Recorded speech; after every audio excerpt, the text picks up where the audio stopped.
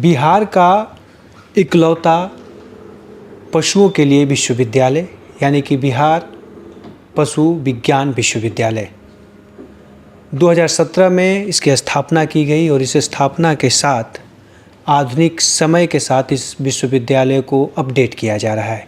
किस तरह से अपडेट किया जा रहा है, क्या कुछ बेहतर होने वाला है और इसे बिहार सहित आसपास के जो राज्य हैं उनके लिए विश्वविद्यालय कितना खास और अहम होने वाला है और इन तमाम चीज़ों पे अपने इसलिए 4 से 5 सालों में जो विश्वविद्यालय ने उपलब्धियां हासिल की उस सफ़रनामा के साथ आने वाले समय में विश्वविद्यालय की बिल्डिंग से लेकर आधुनिक टेक्नोलॉजी तमाम चीज़ों को लेकर किस तरह से काम होने वाला है, इन चीज़ों को लेकर आज हम बात करेंगे। और इसके लिए हमारे साथ विश्वविद्यालय के कुलपति डॉक्टर रामेश्वर सिंह सर हैं और सर किसान तक में सर आपका स्वागत करते हैं। और सर बहुत बहुत धन्यवाद। सर बातें हमेशा हुई विश्वविद्यालय जब से आया, कृषि चौक के रोड मैप तमाम चीज़ों में अपनी सहभागिता रही। कहा जा रहा है कि ये विश्वविद्यालय आने वाले समय में एक रोल मॉडल तैयार होने वाला है, बिहार नहीं बल्कि आसपास के कई राज्यों के लिए। किस तरह से खास और अहम होने वाला है ये विश्वविद्यालय? हमारे इस नए विश्वविद्यालय ने जून 2017 में काम आरंभ किया। मैंने यहाँ ज्वाइन किया 13 जून को 2017 में और अब इस जून में 6 वर्ष से अधिक हमारा हो गया है। तो इसमें हमने जो एकेडमिक सिस्टम है उसको रिफॉर्म किया है पूरा, कि हमारा जो टीचिंग का स्टैंडर्ड है, टीचिंग में चाहे वो क्लासरूम से शुरू करके चलिए आप, कि पहले तो हमारा क्लासरूम में जो सुविधाएं हैं, स्मार्ट क्लासरूम बोलते हैं हम लोग, और दूसरी बैठने की व्यवस्था से लेकर के उनकी जो रोज़मर्रा की अटेंडेंस है, कितने बच्चे आ रहे हैं, टीचर समय पे आ रहे हैं कि नहीं आ रहे हैं, और जो रिक्वायरमेंट है कम से कम 75% क्लासेस होना चाहिए, उसको कितना सीरियसली फैकल्टी ले रही है, विद्यार्थी ले रहे हैं। तो हमने इस बात के ऊपर बहुत जोर दिया। और जो इवैल्यूएशन सिस्टम है उसमें चाहे वो ऑब्जेक्टिव टाइप के प्रश्न हों, चाहे वो सब्जेक्टिव टाइप का बड़ा एग्ज़ाम हो, उनको कैसे एकदम नेशनल और इंटरनेशनल स्टैंडर्ड के अनुसार किया जाए।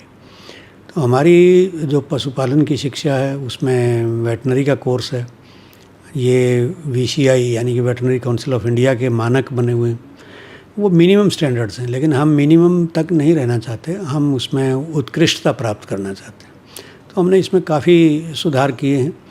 और परीक्षा फल के समय पे देना, परीक्षा को बहुत सुचारू रूप से अच्छी तरह से करना, उसमें दिक्कतें भी आई कि कुछ सिस्टम में कमियां थी पहले, और परीक्षा से हम संतुष्ट नहीं थे जिस तरह के मानक परीक्षा में होने चाहिए। हमने उसको बिल्कुल कदाचार मुक्त और पूर्ण रूप से पारदर्शी उसको बनाया कि किस तरह से पेपर सेटिंग होगी, उसमें बाहर का एक्सटर्नल कंपोनेंट होगा, इवैल्यूएशन भी एक्सटर्नल होगा, और बैठने की, बच्चों के एग्ज़ाम देने की जो एक अच्छा एटमॉस्फेयर होता है जिसमें आराम से बैठ के शांति से अपना पूरा परीक्षा दे सकें, उस तरह का किया गया। सर कहा जा रहा है कि जो बिल्डिंगें बन रही हैं या क्या इस बार क्या अलग, चूँकि अभी तो बन रहा है, विश्वविद्यालय स्थापना हो चुका है, नई बिल्डिंगें बन रही है, नए तरीके से बनाए जा रहे हैं, तो हम क्या उम्मीदें करें कि ये बिहार नहीं बल्कि आसपास के राज्यों के जो और पशु विश्वविद्यालय हैं उनसे कितना खास और अलग हो रहा है? देखिए, मैं सिलसिलेवार बताना चाहूँगा। जी, हमने एकेडमिक की बात की कि हमने क्लासरूम और एग्ज़ामिनेशन और टीचिंग रिफॉर्म किया। इसके बाद टीचिंग में ही हमने देखा कि फैकल्टी की कमी है, तो फैकल्टी हमारे पास अच्छी फैकल्टी आए और हमने बहुत मेरिट के आधार पे बहुत अच्छे टीचर्स को रिक्रूट किया है। और आज मुझे खुशी है कि हमारी जो टीचर्स की संख्या है वो पहले के मुकाबले दुगने से भी ज़्यादा हो चुकी है। उसमें सीनियर फैकल्टी भी हमारे यहाँ आई है, प्रोफेसर आए हैं, एसोसिएट प्रोफेसर आए हैं, और यंग टैलेंट भी आया है असिस्टेंट प्रोफेसर के रूप में। तो इसकी भी पूरे देश में चर्चा है कि जिस तरह के सिलेक्शंस गुणवत्ता के आधार पर यहाँ किए गए हैं वो एक अपने आप में मिसाल है। और टीचर्स अच्छे हैं तो स्वतः जो टीचिंग का स्टैंडर्ड है वो इम्प्रूव होगा। लेकिन हमने इसमें और अच्छा करने के लिए जो आज की टेक्नोलॉजी है, जिसमें चाहे हम IT का उपयोग कर रहे हैं, इलेक्ट्रॉनिक या डिजिटल जो हमारे रिसोर्सेज हैं उनका उपयोग कर रहे हैं, लाइब्रेरी में हमारे बहुत सारे जर्नल्स, करीब 4000 जर्नल जो हैं उनको एक्सेस है हमें, इंटरनेशनल रिसर्च जर्नल्स को, जो कि ऑनलाइन अवेलेबल हैं हमें। तो ये हमारे लिए बहुत अच्छी एक रिसोर्स है जो ICAR नई दिल्ली प्रोवाइड करता है। और साथ में हमने कोई इक्विपमेंट, चाहे वो फिज़िकल फॉर्म में हो या सिमुलेशन मोड में काम करता हो, लेबोरेटरी में जो इक्विपमेंट हैं या टीचिंग की जो एड्स हैं, उनके ऊपर अच्छा निवेश किया है। वो सब उपलब्धियां हमने प्राप्त की हैं। देश का पहला वर्चुअल डिसेक्शन टेबल, जिसको हम एनाटोमेज का ब्रांड नेम से आता है, वो हमने पहली देश में इंस्टॉल किया है वेटनरी के फील्ड में। कुछ मेडिकल कॉलेजेस में तो पहले से है, लेकिन जहाँ तक मैं समझता हूँ अभी भी वेटनरी, किसी भी और अन्य वेटनरी इंस्टीट्यूट में उस तरह का वर्चुअल डिसेक्शन टेबल एनाटॉमी और सर्जरी की पढ़ाई के लिए नहीं है, जो कि हमारे विद्यार्थियों और टीचर्स को अवेलेबल है। इसी तरह हमारे पास काउ मॉडल है, जिसमें हम असिस्टेड रिप्रोडक्शन जिसको कहते हैं, कि जो artificial insemination, heat detection, pregnancy detection और प्रेगनेंसी में जो डिलीवरी या काविंग के समय जो प्रॉब्लम्स आती हैं, उन सबको समझने के लिए ये काउ मॉडल बहुत ही उपयोगी है। और ऑगमेंटेड रियलिटी, वर्चुअल रियलिटी के मॉड्यूल्स हम विकसित कर रहे हैं, जिसमें हमने आर्टिफिशियल इंसेमिनेशन पर पहला मॉड्यूल विकसित कर लिया है।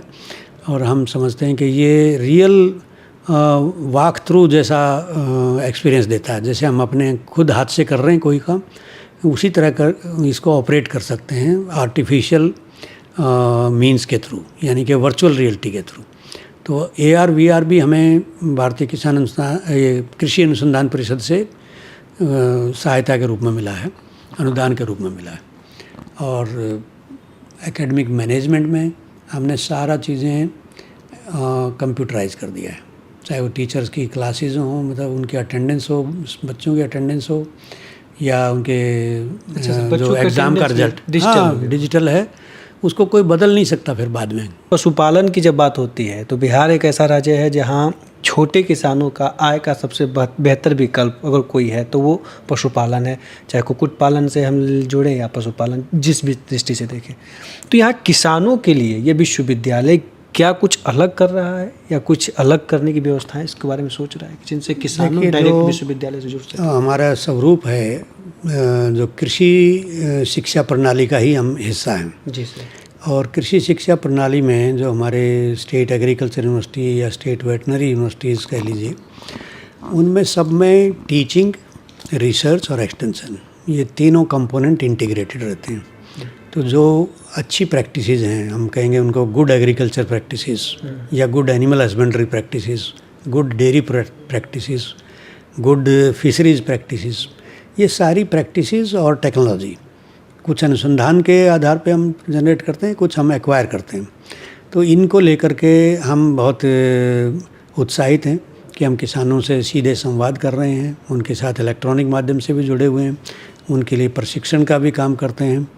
और जैसे हमारा AI वर्कर्स की जो मैत्री एक प्रोग्राम है ट्रेनिंग का भारत सरकार का, उसमें AI वर्कर्स को हम नियमित रूप से ट्रेनिंग दे रहे हैं। आगे चल करके हम पैरावेट की ट्रेनिंग का भी प्रबंध करने वाले हैं। तो पिगरी हो, डेयरी हो, गोट कीपिंग हो, या पोल्ट्री का काम हो, या फिशरीज़ का काम हो, उसमें निरंतर हम संभावनाएं देख रहे हैं और किसानों भाइयों के साथ जुड़ करके उनका आह्वान करते हैं कि आप आइए, एंटरप्रेन्योर बनिए। जो यंग बच्चे हैं उनके लिए भी काफ़ी अच्छा इसमें अट्रैक्शन है, क्योंकि इसमें बहुत जल्दी इससे रिटर्न मिलना शुरू हो जाता है। फिशरीज़ है, जैसे पोल्ट्री है, ब्रायलर है, 35 दिन में 40 दिन में मार्केट साइज़ हो जाता है, तो आप तुरंत अपना प्रोड्यूस जो है मार्केट में ले जा सकते हैं और जो लागत आपकी आई थी उस पर अच्छा रिटर्न ले सकते हैं। तो इस पर हमारा विशेष ध्यान है और हम इसको और विस्तार करेंगे। तो इसी के साथ साथ देखिए हमारे 2 नए कॉलेज इसमें ऐड हो गए हैं। जी सर। जब से यूनिवर्सिटी बनी है, किशनगंज का एक पूरा नया कैंपस विकसित हो गया है, वहाँ पर हमारा कॉलेज ऑफ फिशरीज़ चल रहा है, जो हमने 2018 में शुरू किया था। पहला बैच ग्रेजुएट्स का 2022 में पास आउट हुआ है। और अभी इस वर्ष हम अपने college of veterinary and animal sciences, जो कि प्रदेश का दूसरा वेटनरी कॉलेज होगा किशनगंज में, उसमें नामांकन कराने के लिए आगे प्रयासरत हैं। तो मैं समझता हूँ कि इसमें भी हमें सफलता मिलेगी और ये प्रदेश का दूसरा जो वेटनरी कॉलेज है ये भी प्रगति के मार्ग पर अग्रसर है। Veterinary college Kishanganj. तो ये थे बिहार पशु विज्ञान विश्वविद्यालय के कुलपति डॉक्टर रामेश्वर सर।